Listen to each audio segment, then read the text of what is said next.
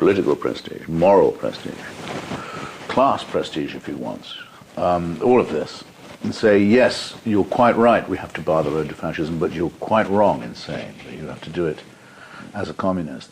That's to become the loneliest person in the world. Yeah, it's a little subtle for most people, a little too It's subtle. to risk complete isolation, not just isolation, but the worst kinds of calumny and slander, which are indeed going to fall on him. He's going to be accused of every kind of treason and treachery and lying. When he wrote his book, 1984, first, about the loneliness of Winston Smith, the person who thinks he may be the only person left in the world who's seen through Big Brother, its working title was The Last Man in Europe. When he handed it in to Martin Secker at Second Warburg, that's what it was called. Martin Secker was the first person in Europe to read it, and said, I think we need another title. But and I think he was right, by the way.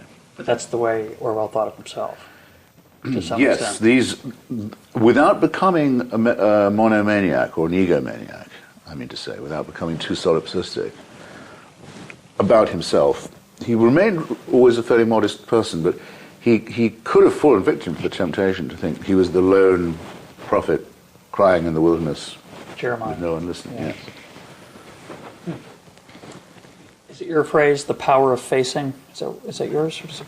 No, it's his. I wanted to call my book A Power of Facing. Maybe Explain the phrase. Orwell said, I think it's in his essay, Why I Write, he said that from a fairly young age he always knew what he wanted to do, which was to be an independent writer. And he said he knew he had, for this task, already the following two bits of equipment: a certain literary ability and a power of facing unpleasant facts. It's an oddly constructed phrase. One might say the ability to face, or Right. the awareness of, or the unwillingness to duck unpleasant. It's just a power of facing. I thought was just... It's a beautiful one. It's very good. And his willingness to see facts that were not conducive to peace of mind, or a docile party line attitude, or an ability to go along, to get along. He would always notice how the facts are stubborn things, as John Adams put it. By the way, I'd like you to ask me a question about John Adams in a moment. All right. I was going to ask something about Thomas Jefferson. But... Well, there's the same. Not to allow myself too long a throat clearing here, but having said, I hope convincingly, that on the three critical points of the 20th century he was right, I should say the one critical aspect of the century I think he got wrong, or didn't get right, and that's the rise to prominence of America, the United States of America, and the American idea. Orwell had reservations about America that were partly cultural. He had the slight English snobbery about American mass culture, though he admired aspects of it. He'd like Mark Twain, for example, very much, and he didn't like American films. He didn't like American comic books. He thought they were a bad influence on English youth. He also saw that, though the British Empire was bad, that taking over of its colonies by America that was coming, clearly, might not be that wonderful either. He was in touch with some good people in the United States, around the Partisan Review group, men like Dwight MacDonald, Philip Rav, wrote a letter from London for them. They tried to encourage him to come to America, partly to have his TB cured, which would have been good. And he wanted to make a trip down the Mississippi. But he died before he could make it. I wish we had had Orwell on the Mississippi. But most of what he writes about America is either rather slight or rather condescending. It has to be admitted. He didn't have enough of a historic sense of its rise and importance. But here's something I think I'm the only person to have noticed. At the opening of 1984, what is the opening sentence of the novel? You don't have to. I'm only asking rhetorically. The opening sentence is, "It was a bright, cold day in April, and all the clocks were striking 13. That's how the novel, you suddenly know you're in another world. When I wrote my book, I didn't know that John Adams had said, when he was trying to get the Declaration of Independence organized, we have to make 13 clocks all strike at the same time.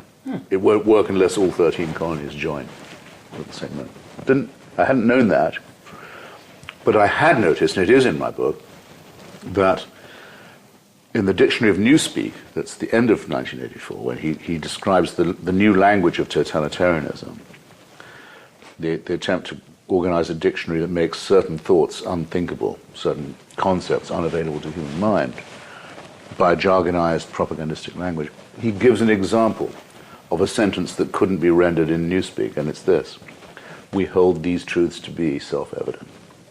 That's how it begins. I don't have to finish it for you. So now, the Jeffersonian preamble could not be rendered into Newspeak. Now, it would be wonderful if I could show that he knew that the first sentence is also an echo of John Adams, because the Jeffersonian is almost the bookend at the end, because the Newspeak dictionary is an appendix to the book. But I think he had studied and appreciated the American Revolution. I know he was an admirer of Thomas Paine, as all English pamphleteers and radicals were. And so one of the many senses of the unfinished that one has with Orwell, so awful that he drowns in his own exploded lungs, of a poverty disease, like a Dickensian death, totally avoidable at the age of 46, at the height of his powers. One of the things is that we'll never get to hear how fruitful a proper engagement between him and America might have become. Talk about Orwell's view of language, which you also mention, talk about quite a bit about it in the book. What was his contribution there? Why does Orwell still matter when we think about language? Well, Orwell thought that a lot of the work of illegitimate power is done for it by slave volunteers who, all they need to do is to use what the French call the langue du bois, the wooden tongue, the tongue that has removed all meaning from language. In other words, that you would describe, say, the forced confiscation and dispossession of agricultural workers as collectivization. Half the job is done. If the government can get it called that, they're halfway there. Euphemism was the thing that he was best noticing. So a euphemism I would define as the finding of a nice word for a nasty thing. So, there are so many. I suppose the most famous one now, so famous that no one ever tries it, would be collateral damage for civilian casualties. No one would have, I think, no one would be able to say that with a straight face anymore. Even to say, use the word purge, which we now, of course, think of as a hateful word. We didn't at the time. Purge is a cleansing. Yeah, it sounds good. For the mass murder by show trial and disappearance and secret execution of your political opponents, say. Appeasement, remember, at the time, was the word that the Tories themselves used. Appeasement means the peaceful composition of differences, the slaking of certain. It's an agreeable word. Right. It's only through history that it's become. Yes, as the word collaboration doesn't ever have again quite the same ring as it once did. So that's of course the revenge of history on euphemism. That the euphemisms themselves become. Yeah. As we would now, if I was to describe you as ethically challenged, you would know that there was a deadly sting to that, because it was once a word that was used to soften the description of something disagreeable, such as disability or crippledom, to give it its right.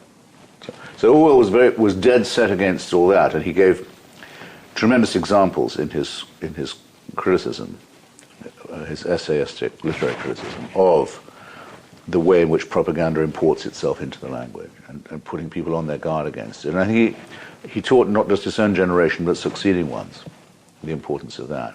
It's impossible to overestimate it. So many of his fictional euphemisms became the real thing. Big Brother is not a...